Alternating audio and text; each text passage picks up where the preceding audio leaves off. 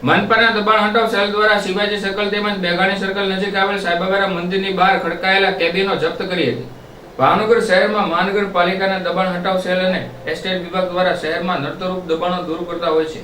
ત્યારે શિવાજી સર્કલ અને મેઘાણી સર્કલ નજીક આવેલ સાઈબાબાના મંદિર બાજુ બહાર પડેલ કેબિનો સહિત નડતરરૂપ દબાણો દૂર કરાવી